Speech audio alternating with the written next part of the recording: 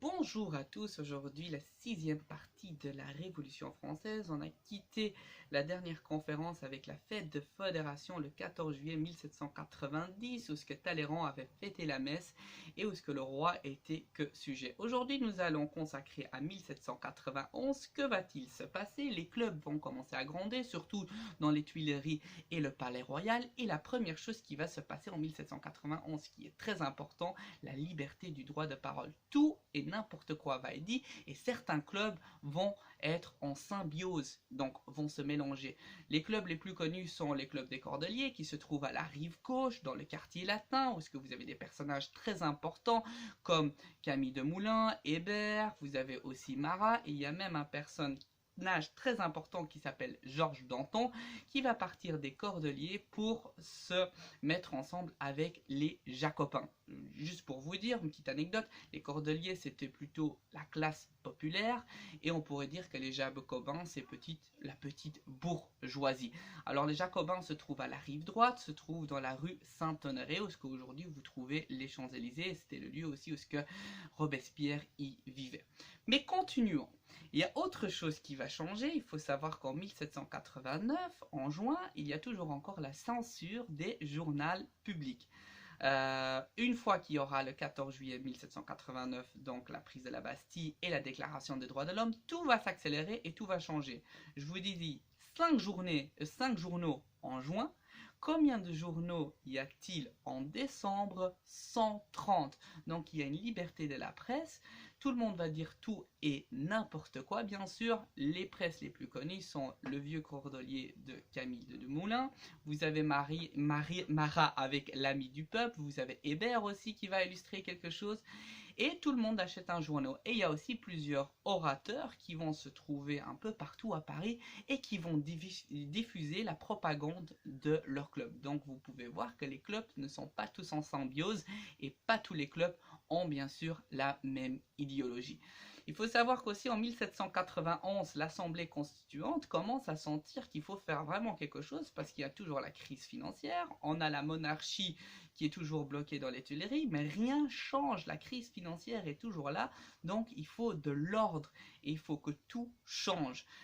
Donc l'idée de mettre de l'ordre, ça fait peur à un certain comte d'Artois qui est le frère qui a fait partie bien sûr de la noblesse et après a fait partie des tiers-états, décide d'aller en exil en Angleterre et donc on commence à avoir peur parce que plusieurs aristocrates vont en Angleterre et on se dit que peut-être c'est pour préparer la résistance. Donc la première loi qu'on va faire le 28 février 1791, c'est qu'on ne peut plus quitter le territoire sans passeport. Tout va encore une fois s'accélérer, vous savez comment ça se passe pendant la Révolution française.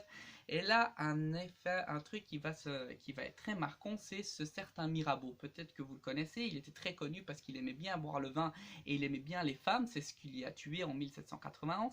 Mais ce personnage est très important parce que c'est lui qui essayait de garder le relais entre l'Assemblée constituante et le roi. Quand il va mourir, malheureusement, il n'y a plus ce lien entre le roi et l'Assemblée constituante. Ce qui va se passer, c'est que certaines personnes qui sont conservatifs, qui font partie de la cour, vont dire au roi, il faut que vous quittez la France parce qu'il faut que vous demandez de l'aide à les pays européens qui sont sous une monarchie. Mirabeau a été un peu plus modéré, avait dit au roi, quand il était encore toujours vivant, lui avait dit, ce serait bien que tu vas au centre de la France parce que le peuple là-bas est beaucoup plus calme, ou ce qu'à Paris, vous savez très bien, le peuple est très dangereux et en plus très imprévisible. Donc du coup c'est un tout petit peu compliqué pour le roi. Mais le roi ne veut pas être déserteur, donc il décide de rester. Mais il y a quelque chose qui va changer. Alors à un moment il va prêcher, parce qu'il faut savoir que le roi est quand même toujours catholique, il va prêcher à la Saint-Sulpice. Et là il va voir un prêtre réfractaire. Qu'est-ce que c'est un prêtre réfractaire? C'est un prêtre qui n'a pas prêté serment à la loi, à la nation et au roi lui-même. Donc il est techniquement hors loi sous la nation et il est sous la tutelle de Rome et pas sous la tutelle de la nation. Donc le roi va voir, va faire sa confession, etc. Le bruit va être dit, le bruit, on va entendre la bruit dans la nation, et donc qu'est-ce qu'on dit? Émeute aux Tuileries, ça va faire un grand scandale parce que le roi a vu un prêtre réfractaire. Le roi ne comprend pas, il a dit, moi je vous ai dit liberté du culte, je vous ai même donné la constitution du droit du clergé, pourquoi vous m'embêtez? Il ne comprend pas pourquoi la nation qui a même signé la déclaration des droits de l'homme, pourquoi il ne pourrait pas avoir un prêtre? Le problème c'était que c'était un prêtre réfractaire, bien sûr. Donc, finalement, les conservatifs vont lui dire, voilà ce qu'il faut faire, il faut que vous quittez Paris. Donc, il décide de quitter Paris. Ça va se passer entre le 20 et le 21 juin 1791. On décide à quitter Paris. La première chose qu'on fait avant le 20 et le 21 juin, on va d'abord écrire une lettre à notre allié, qui est l'allié, c'est le frère de Marie-Antoinette. C'est pour cette raison-là que Marie-Antoinette s'est mariée avec le roi, pour s'allier, pas pour la beauté de Louis XVI, bien sûr. On écrit une lettre à Joseph. Marie-Antoinette a un plaisir d'écrire une lettre à son frère parce que veut quitter Paris le plus vite, parce que n'oubliez pas, elle a une humiliation le 5 octobre 1789 en dessous du balcon. Et en plus, comme je vous ai dit, la multiplication des journaux en fait qu'elle est toujours représentée avec des gadgets sexuels et elle n'en peut plus. Elle craque à Paris. Finalement, qui va régler toute cette expédition? Un certain Axel Ferenson, qui est le comte de Suède, qui est l'amant de Marie-Antoinette, en sachant que Marie-Antoinette était folle amoureuse de ce Axel Ferenson et que ce Suédois était fou amoureux de Marie-Antoinette. Le roi sait que c'est son amant, mais finalement, l'heure est grave, donc il faut faire quelque chose. Il va organiser tout. Finalement, entre le 20 et le 21 juin, on décide de partir. On part vers 23h, on attend que tous les valets sont partis, etc. La légende dit que Marie-Antoinette s'est perdue et c'est à cause de ça qu'elle avait du retard et qu'il y avait tellement de choses à amener parce qu'elle aimait tellement la luxure que la carrosse devait être remplie et donc du coup qu'elle ne retrouvait pas la carrosse. Bon, ça je crois que c'est un peu n'importe quoi parce que en sachant qu'elle en avait un amant elle avait un amant qui s'appelait Axel Ferenson, je crois qu'elle connaissait toutes les cachets des Tuileries et toutes les alentours aussi. Donc c'est un peu je crois une histoire un tout petit peu arrangée. Donc du coup ils décident de quitter, ils partent et ils vont avoir des faux passeports, ils vont se travestir, ils vont se faire passer pour quelqu'un d'autre, ils commencent à partir avec la carrosse, tout est organisé, ils doivent arriver dans un certain relais parce que c'est pas une voiture que vous mettez de l'essence, hein, il faut changer les chevaux sont juste capables à faire un certain nombre de kilomètres, il y a un certain personne qui va les attendre au relais. Malheur, qu'est-ce qui va se passer? Déjà il y a eu du retard au tout début, ça a pris un peu de temps pour que tout le monde s'endort, et deuxième chose, il y a une roue de la carrosse qui va se casser, c'est pas une roue de voiture, donc il faut la réparer. Le gars qui l'attendait au relais commence à avoir peur, ils disent bon, ils sont pas arrivés, ils ont pas fait ce qu'ils devaient faire, donc quitte le relais.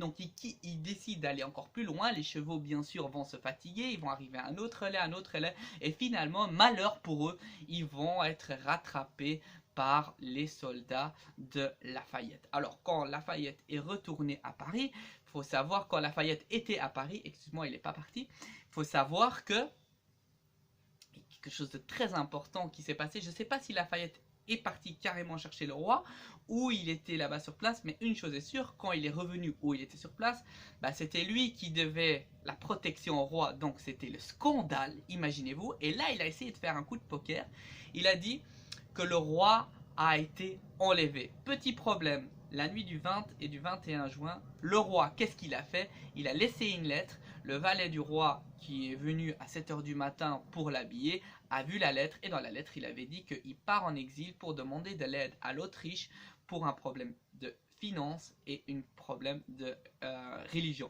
Donc Lafayette a menti, donc ça fait scandale. Georges Danton dit qu'il faut que proclamer la nation et que le roi n'est plus du tout important. Ça devient très tendu et pour la prochaine vidéo, je vous raconterai le reste parce que la droite et la gauche vont commencer à avoir une importance très considérable. Mais ça, c'est pour la prochaine vidéo. J'espère que vous avez adhéré et n'oubliez pas de mettre le petit pouce vers le haut.